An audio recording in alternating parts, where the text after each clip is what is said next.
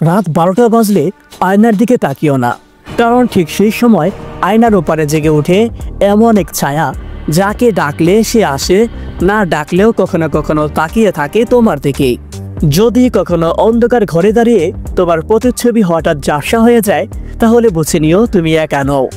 আজ তুমি শুনবে সেই অভিশপ্ত নারীর গল্প, যাকে মানুষ শুধু একটি নামে চেনে, ব্লাডি মেরি। ব্লাডি মেরি পুরো গল্পটা ফুল সিনেমাটিক স্টোরি। অভিশাপের জন্ম। শোনা যায় বহু শতাব্দী আগে মেডিওয়ার্স নামের এক নারীকে ডাইনি বলে অভিযুক্ত করা হয়েছিল। গ্রামবাসীরা বিশ্বাস করত তার চোখে এক অদ্ভুত ক্ষমতা ছিল, যার দিকে তাকাতো তার জীবনে নেমে আসতো অদ্ভুত সব দুর্ভাগ্য। এক রাতে গ্রামবাসীরা তাকে ধরে আগুনে পোড়ায়।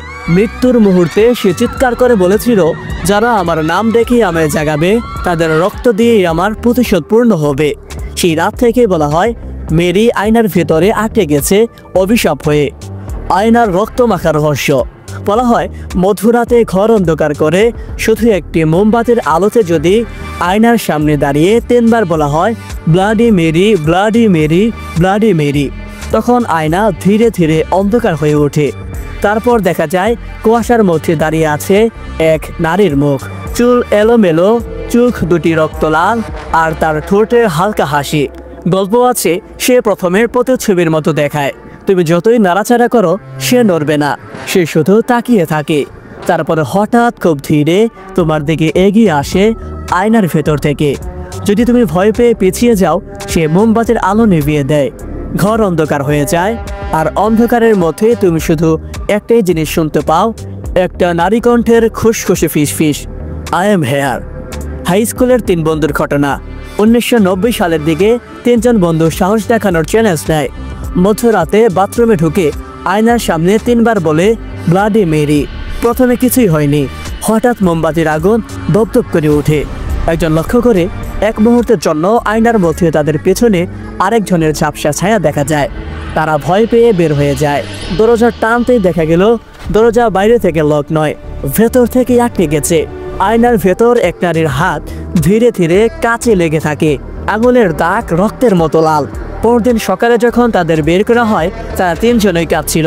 তারা বলেছিল ভেতরে আর কেউ ছিল না, কিন্তু আমাদের পাশে কেউ ফিসফিস করছিল। তারা আর কখনো ঘটনার কথা বলেনি। আয়নার ওপারের দুনিয়া। অনেক গবেষক বলেন ব্লাডি মেরি আসলে প্রতিফলনের শক্তির উপর নির্ভর করা এক ধরনের মিরর স্পিরিট, যে মানুষের ভয়কে শক্তিতে রূপান্তর করে। তাকে ডাকা মানে নিজে নিজের দুর্ভাগ্যকে আমন্ত্রণ জানানো। বলা হয় সে কেবল ভয় দেখায় না, কখনো কখনো শ্রোতার নাম ধরে ডাকে। অনেকে বলে 3 বার তার নাম বললে সে আসে, কিন্তু যে তার নাম একবার শুনে ফেলে সে দীর্ঘদিন তাকে আয়নার আড়ালে অনুসরণ করে। আজও কি তাকে ডাকা হয়? হ্যাঁ, আমেরিকার স্কুল, কলেজ, ক্যাম্প, স্লিপওভার পার্টিগুলোতে এখনও ছেলেমেয়েরা সাহস দেখানোর জন্য ব্লাডি মেরির নাম ডাকে। কেউ কেউ বলে তারা কিছু দেখেছে, লালচে চোখ, ধোয়ার মতো মুখ, আয়নায় আঁচড়ের দাগ।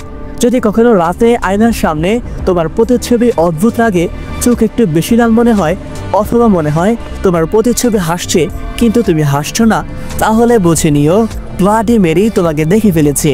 যদি গল্পটা শুনে তোমার ঘরের আয়নাটা হঠাৎ একটু বেশি অন্ধকার মনে হয়, তাহলে চিন্তা করো না, হয়তো সেটা শুধু তোমার কল্পনা, অথবা হয়তো কেউ তোমাকে দেখছে।